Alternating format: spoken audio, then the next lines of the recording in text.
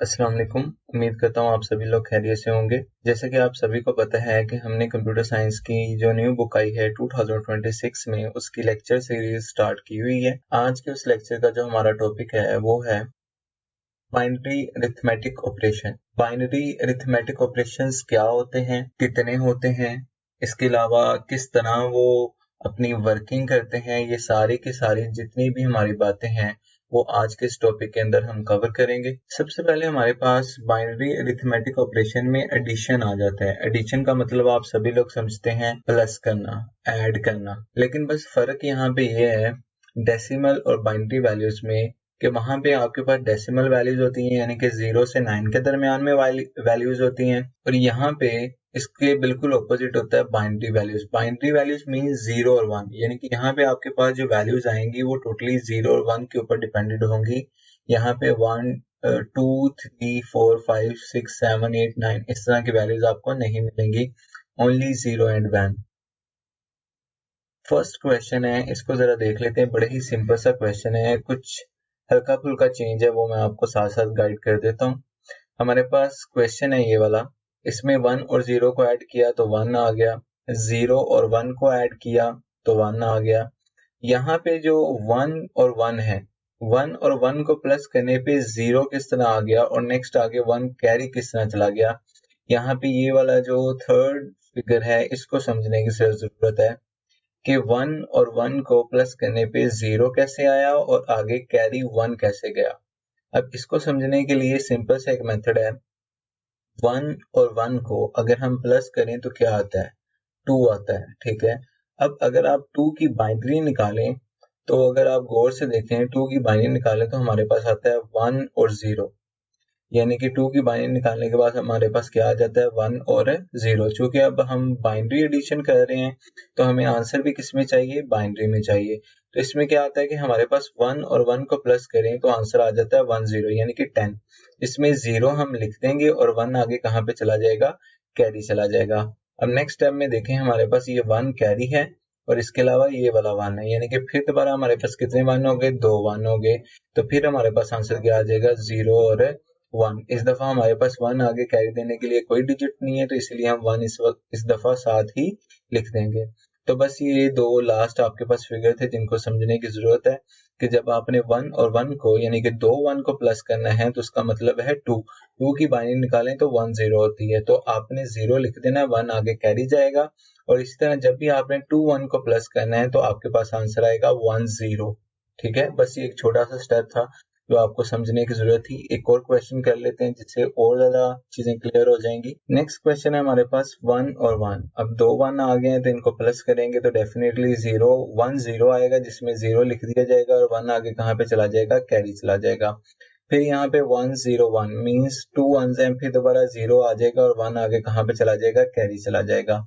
फिर आगे देखें 1 1 और आगे 0, यानी कि 2 1s हैं, 2 1 को फिर प्लस करेंगे, 0 आ जाएगा और 1 आगे कहाँ पे चला जाएगा, कैरी चला जाएगा। यहाँ तक तो वो सेम था लास्ट 2 डिजिट वाला। अब यहाँ पे आगे देखें हमारे पास क्या हो गया है, 1 1 और 1, यानी कि ट्रिपल 1 आ गए हैं, 3 1 आ गए हैं। सेम वही मेथड आपने यहाँ पे अब दोबारा अप्लाई करना है। वहां पे 2 1 थे तो इट मीन्स 2 हो गया, अब यहाँ पे 3 1 है तो इट मीन्स क्या हो गया, 3। अगर आप 3 की बाइनरी निकालें तो 3 की बाइनरी हमारे पास क्या है, 2 1s द 2 और रिमाइंडर क्या बचता है 1, यानी कि हमारे पास जो बाइनरी है वो क्या आती है, डबल 1। अब ट्रिपल 1 को अगर प्लस किया जाए तो हमारे पास डबल 1 बाइनरी डबल 1 आता है, तो आपने लास्ट पे क्या लिख देना है, डबल 1 लिख देना है। अब बिलफर्ज आपके पास यहाँ पे ट्रिपल 1 था, मान लो कि यहाँ पे आपके पास ये भी 1 है, ये भी 1 है और ये भी 1 है, तो इसका आंसर आता है डबल 1। तो 1 यहाँ पे आप लिख दोगे और आगे आपके पास क्या चला जाएगा, कैरी 1 चला जाएगा। सिंपल सी बात है कि जब आपके पास 2 1 आएंगे तो आंसर आएगा 1 0, जिसमें 0 लिख दिया जाएगा और 1 आगे कैरी चला जाएगा। और इसी तरह अगर आपके पास 3 1 आ गए हैं तो इट मींस आपके पास डबल 1 आंसर आया, जिसमें आपने एक 1 लिख देना है और दूसरा आगे कहाँ पे चला जाएगा, कैरी चला जाएगा। अगर आपके पास आगे कैरी देने के लिए कोई डिजिट नहीं है, जैसे कि हमारा ये क्वेश्चन है, तो इसमें आपके पास दोनों 1 लिख दिए जाएंगे। तो ये आपके पास बाइनरी एडिशन थी। इस तरह आप किसी भी दो या तीन या मल्टीपल वैल्यूज को ऐड कर सकते हैं। बड़ी सिंपल सी बात थी। जैसे हम मैथ में जैसे डेसिमल वैल्यूज के साथ करते हो सेम वैसे ही करना है। बस कुछ चेंजेस थे जिनके बारे में मैंने आपको बता दिया। उम्मीद है कि आपको बाइनरी एडिशन समझ आ गई होगी।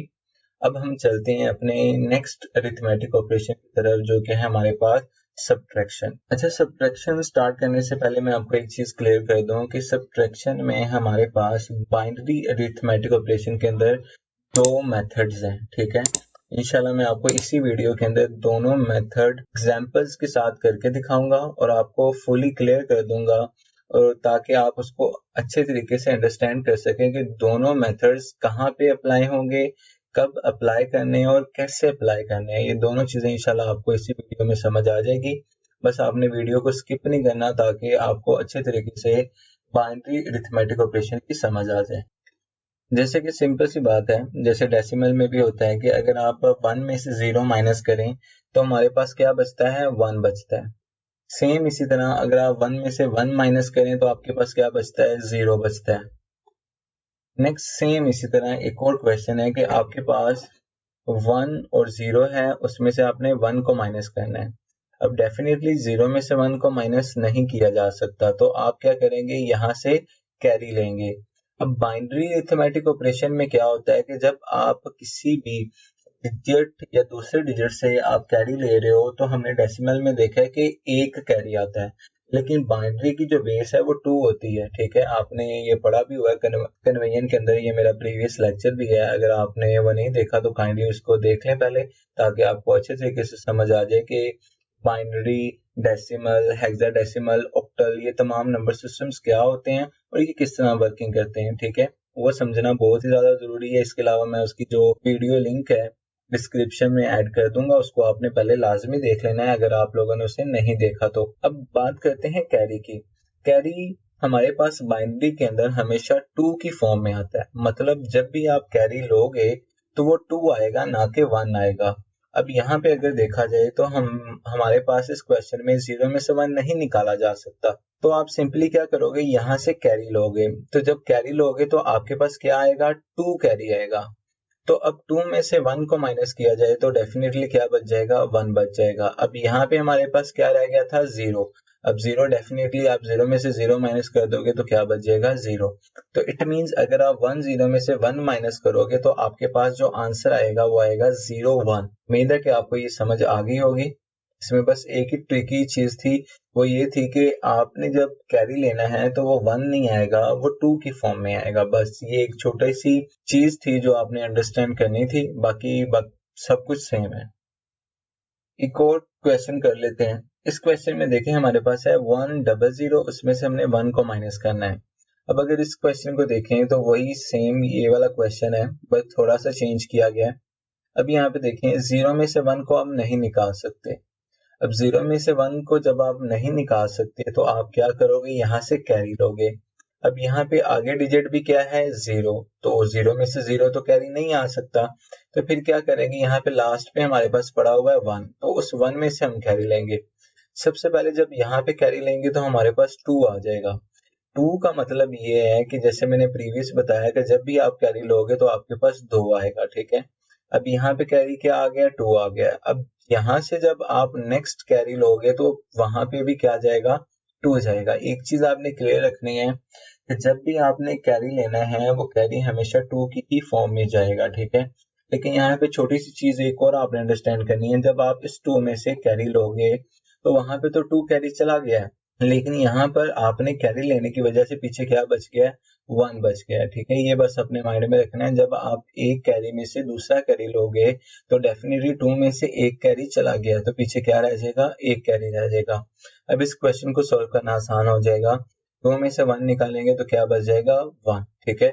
अब यहाँ पे पीछे क्या बच गया था, 1। ये अपनी माइंड में बात क्लियर कर लें कि जब आप कैरी में से कैरी लेंगे तो हमेशा पीछे क्या बचेगा, 1। ये क्लियर होना चाहिए आपको, क्योंकि बहुत से बच्चे यहाँ इस स्टेप के अंदर आके बहुत सी मिस्टेक कर देते हैं, जिसकी वजह से आंसर करेक्ट होने के बावजूद उनका जो क्वेश्चन है वो गलत हो जाता है।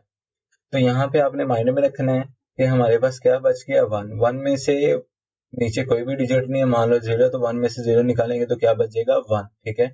अब यहाँ पे लास्ट पे हमने कैरी लिया था तो यहाँ पे क्या बच गया था 0, 0 में से 0 निकाल दिया तो क्या बचेगा 0। इट मीन्स अगर आप 100 में से 1 को माइनस करोगे तो आपके पास आंसर आएगा 011। ठीक है, तो यहाँ पे छोटी सी चीजें थी जो आपके लिए समझना बहुत ही ज्यादा आसान थी।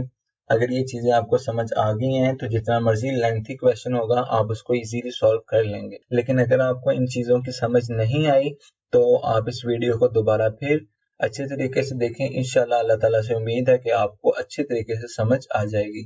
अब कुछ लेंथी क्वेश्चंस कर लेते हैं जिससे जो आपका एक्सपीरियंस है बाइनरी अरिथमेटिक ऑपरेशन में सब्ट्रैक्शन का वो और ज्यादा स्ट्रॉन्ग हो जाएगा और आपकी जो अंडरस्टैंडिंग है वो और ज्यादा क्लियर हो जाएगी। तो चलिए स्टार्ट करते हैं हम अपने नेक्स्ट क्वेश्चन को। नेक्स्ट क्वेश्चन है हमारे पास, इसमें वो कह रहा है कि हमारे पास 1001 है और दूसरी जानब है 01110। अब इस क्वेश्चन को आपने सॉल्व करना है, बड़े सिंपल सा वे है। सबसे पहले 1 में से 0 को माइनस करेंगे तो क्या बच जाएगा 1 बच जाएगा। अब आगे हमारे पास 0 है, 0 में से 1 नहीं निकाला जा सकता तो यहाँ से कैरी लेंगे, यहाँ पे फिर दोबारा 0 है तो वही प्रीवियस क्वेश्चन वाला जो स्टेप है वो रिपीट करेंगे। लास्ट पे हमारे पास 1 है, ठीक है, 1 में से यहाँ पे कैरी लेंगे, क्या आ जाएगा 2। ठीक है, 2 में से दोबारा फिर कैरी लेंगे तो नेक्स्ट भी 2 आएगा। लेकिन जब आपने एक कैरी में से दूसरा कैरी लिया तो आपके पास क्या बच जाएगा 1 बच जाएगा। बस ये आपने माइंड में रखना है।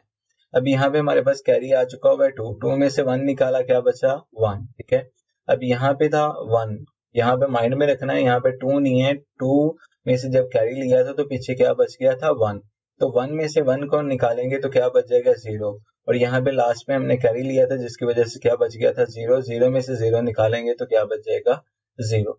तो आपके पास इस क्वेश्चन का जो आंसर आएगा वो आएगा 0011। एक और क्वेश्चन कर लेते हैं। अच्छा जी, इस क्वेश्चन में क्या है जी 1010 और दूसरी तरफ है 0110। अब इस क्वेश्चन को सॉल्व करते हैं, उम्मीद है आपको अच्छे तरीके से समझ आ जाएगी। 0 में से 0 माइनस करेंगे तो 0 है, 1 में से 1 माइनस करेंगे तो 0 है। यहाँ पे 0 में से 1 माइनस नहीं कर सकते, यहाँ से कैरी लेंगे तो 2 आ जाएगा, 2 में से 1 माइनस करेंगे तो 1 बच जाएगा और लास्ट पे यहाँ से कैरी लिया था तो 0 बच गया था, 0 में से 0 माइनस करेंगे तो 0 बच जाएगा। तो ये थी बाइनरी अरिथमेटिक ऑपरेशन के अंदर सब्ट्रैक्शन। उम्मीद है कि आपको समझ आ गई होगी। अगर आपको नहीं समझ आई तो वीडियो को दोबारा फिर अच्छे तरीके से देखें और कोशिश करें कि अपने पास से क्वेश्चन बनाकर अपनी नोटबुक के ऊपर परफॉर्म करें। इसके अलावा आपकी इसी चैप्टर की एक्सरसाइज के अंदर भी कुछ क्वेश्चंस दिए हुए हैं, अगर आप चाहें तो उनको भी सॉल्व कर सकते हैं। इंशाल्लाह आने वाली वीडियोज में मैं आपके इसी चैप्टर की जो एक्सरसाइज है उसको भी कवर कर दूंगा। अब नेक्स्ट मेथड की तरफ मूव करते हैं। अब जैसा कि मैंने सब्ट्रैक्शन को करवाते वक्त पहले ही बता दिया था कि हमारे पास सब्ट्रैक्शन के 2 मेथड हैं। अब वो 2 मेथड में से पहला मेथड हमने कवर कर लिया, अब दूसरे मेथड की बारी है कि दूसरा मेथड आपने कब परफॉर्म करना है और कैसे परफॉर्म करना है। ये 2 मेन क्वेश्चंस हैं जिनका आंसर आपको पता होना चाहिए कि सब्ट्रैक्शन के जो 2 मेथड हैं वो आपने कब अप्लाई करने हैं और कैसे अप्लाई करने हैं, जिसमें से एक आपने देख लिया है, अब दूसरे की बारी है। बेसिकली हमारे पास क्वेश्चन है सब्ट्रैक्ट 6 फ्रॉम 9 इन बाइनरी। अब यहाँ पे आपने एक छोटा सा डिफरेंस फील किया होगा कि इस क्वेश्चन में आपके पास डेसिमल वैल्यूज दी गई हैं, यानी कि 6 को 9 में से माइनस करो। लेकिन जो आपके पास प्रीवियस मेथड था उसमें इस तरह की कुछ भी कंडीशंस नहीं दी गई थी, वहां पे सिंपली बाइनरी वैल्यूज थी, उन बाइनरी वैल्यूज में से आपने बाइनरी वैल्यूज ही माइनस करनी थी। लेकिन यहाँ पे आपके पास डेसिमल वैल्यूज हैं जिनमें से आपने डेसिमल वैल्यूज को माइनस करना है। अब यहाँ पे एक छोटा सा क्वेश्चन आता है कि सर हमने तो टॉपिक का नाम रखा हुआ है बाइनरी अरिथमेटिक ऑपरेशन, तो सब्ट्रैक्शन में बाइनरी वाला तो पार्ट हमने कर लिया है, तो ये अब ये डेसिमल वाली कहानी कहाँ से आ गई।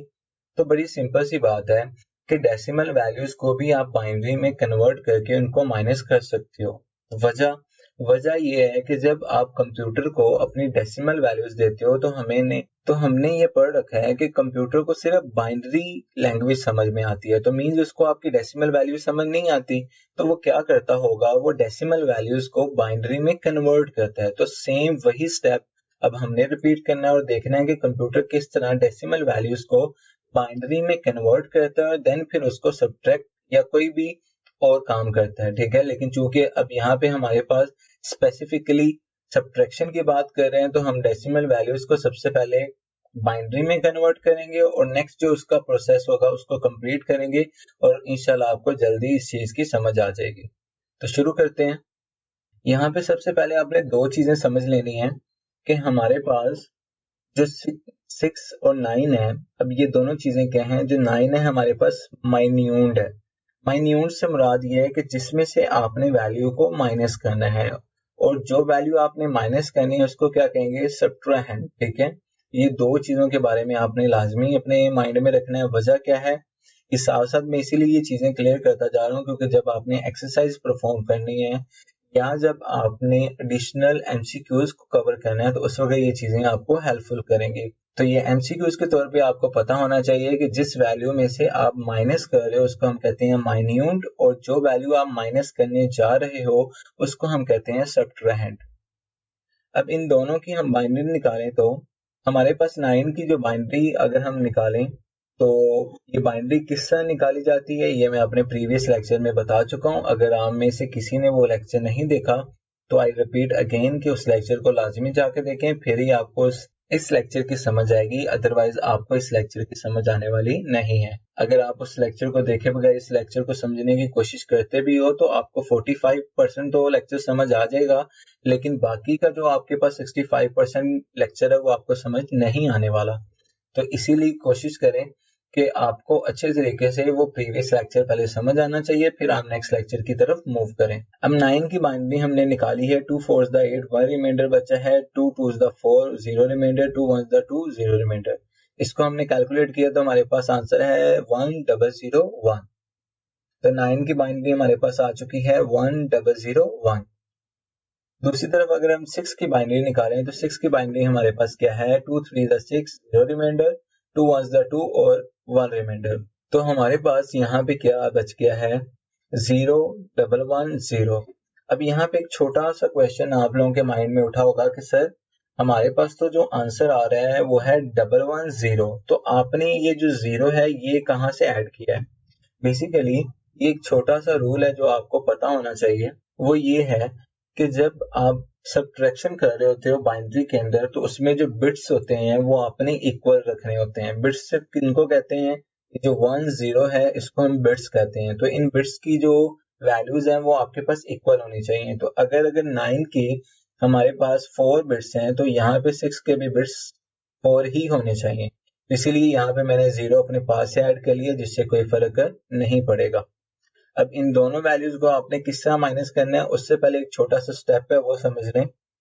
सबसे पहला स्टेप ये था कि आपने डेसिमल वैल्यूज को बाइनरी में कन्वर्ट करना है, तो वो हम कर चुके हैं। अब नेक्स्ट स्टेप क्या है हमारे पास,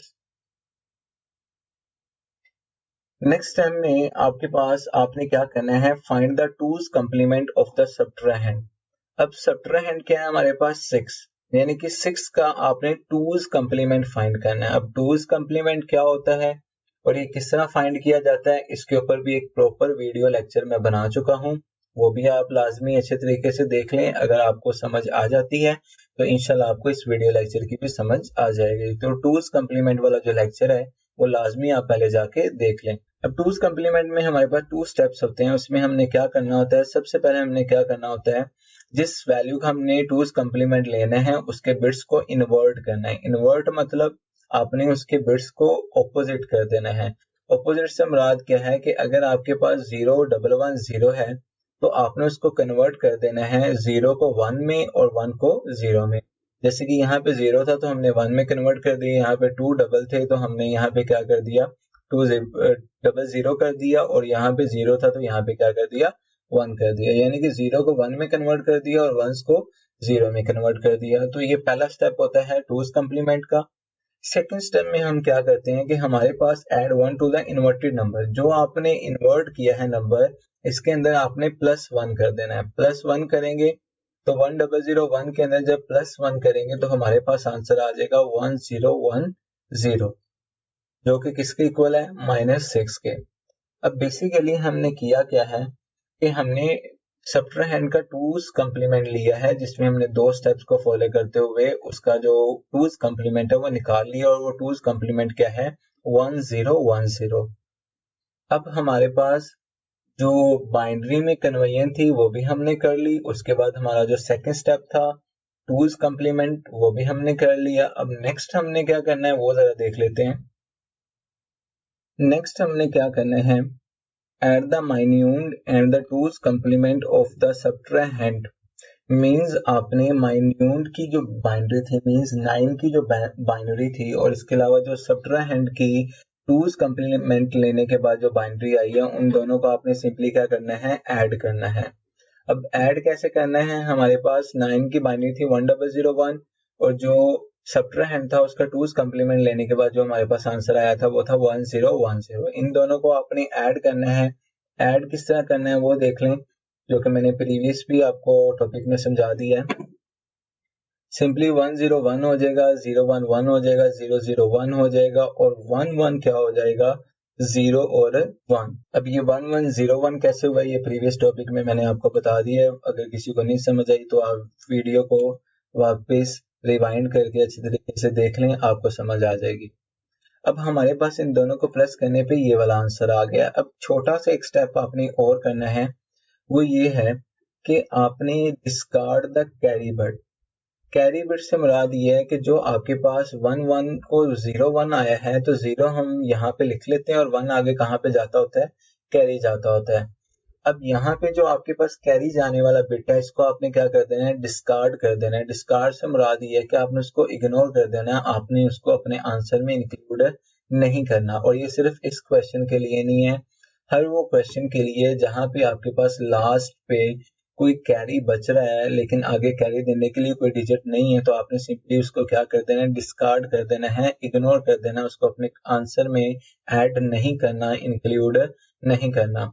तो जब हमारे पास ये जो फाइनल आंसर आया 100111, तो इसमें से हम डिस्कार्ड करेंगे कैरी बिट, जो कि हमारे पास क्या है 1, तो हमारे पास आंसर क्या बच जाएगा 0011, जो कि हमारे पास किसका आंसर है, 3 का। अब यहाँ पे देखें, अगर हम 9 में से 6 माइनस करें तो हमारे पास क्या बचता है, 3। तो 3 की बाइनरी हमारे पास क्या है, 1100।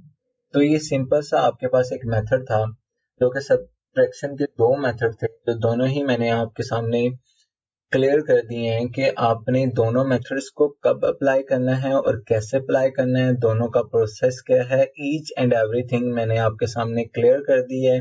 अब उम्मीद करता हूँ कि आपको अच्छे तरीके से सब्ट्रैक्शन के दोनों मेथड समझ आ चुके होंगे। अगर नहीं आए तो आप एक दफ़ा वीडियो को दोबारा फिर देख लें, आपको इंशाल्लाह समझ आ जाएगा। थोड़ा सा लेंथी मेथड है लेकिन इंशाल्लाह उम्मीद करता हूँ कि आपको समझ आ जाएगा। अगर नहीं आएगा तो आप काइंडली नीचे कमेंट सेक्शन में कमेंट्स करके मुझसे किसी भी किस्म का क्वेश्चन कर सकते हैं। नेक्स्ट हमारे पास जो मेथड है वो है मल्टीप्लिकेशन। मल्टीप्लिकेशन से मुराद ये है कि आपने वैल्यूज को मल्टीप्लाई करना है। ये सबसे सिंपल मेथड है, क्योंकि जैसे आप डेसिमल वैल्यूज को मल्टीप्लाई करते हो वैसे ही आपने बाइनरी वैल्यूज को भी मल्टीप्लाई करना है, इसमें कुछ भी चेंज नहीं है। पहला क्वेश्चन है हमारे पास 1001 और नेक्स्ट हमने उसको मल्टीप्लाई करना है 10 के साथ। अब हमें डेसिमल वैल्यूज में पता है कि 0 को जिस भी चीज के साथ मल्टीप्लाई किया जाए वो क्या हो जाती है, 0 हो जाती है। 0 को 1 के साथ करेंगे 0, 0 को 00 के साथ करेंगे तो 0, फिर 0 को 1 के साथ करेंगे तो 0 आ जाएगा। अब नेक्स्ट हमारे पास 1 है और डेसिमल में हमने ये पढ़ा है कि किसी भी चीज को अगर 1 के साथ मल्टीप्लाई करें तो वही चीज वापस आ जाती है। 1 को 1 के साथ करेंगे 1, 1 को 00 के साथ करेंगे 0, 1 को 1 के साथ करेंगे तो 0। अब सिंपली इनको प्लस करें, 0 एज इट इज आ जाएगा, 0 1 1 आ जाएगा, 0 0 0 आ जाएगा, 0 0 0 आ जाएगा और लास्ट पे 1 एज इट इज आ जाएगा। तो हमारे पास जो आंसर है वो क्या आएगा, 10010। तो ये सिंपल सी मल्टीप्लीकेशन थी, इसमें कुछ भी ट्रिकी नहीं है, कुछ भी ज्यादा डीपली अंडरस्टैंड करने वाली बात नहीं है, तो सिंपली आपको इजीली समझ आ जाएगा। एक और क्वेश्चन कर लेते हैं ताकि आपको अच्छे तरीके से बातें अंडरस्टैंड हो जाएं। तो 1 को 0 के साथ मल्टीप्लाई करेंगे 0 आ जाएगा, 1 को 111 के साथ मल्टीप्लाई करेंगे तो 111 आ जाएगा। अब इसी तरह ही 1 को फिर दोबारा इन तमाम वैल्यूज के साथ मल्टीप्लाई करेंगे तो वही वैल्यूज दोबारा अगेन आ जाएंगी। अब सिंपली इनको प्लस कर लें, 0 एज इट इज आ जाएगा, 1 0 1 आ जाएगा, 1 और 1 क्या होता है, 0 और 1 आगे कैरी होगा, यहाँ पे 3 1 आ जाएंगे तो 3 1 का हमें पता है डबल 1 होता है तो 1 कैरी आएगा, 1 यहाँ भी ऊपर चला जाएगा और 1 1 फिर क्या हो जाएगा, 1 0 आ जाएगा। उम्मीद है कि आपको मल्टीप्लिकेशन का जो मेथड है वो समझ आ गया होगा। ये बड़ा ही सिंपल और अंडरस्टैंडेबल था, इसमें कुछ भी ट्रिकी नहीं था। अब हम अपने लास्ट मेथड की तरफ बढ़ते हैं जो अरिथमेटिक ऑपरेशन के हैं, वो है डिवीजन।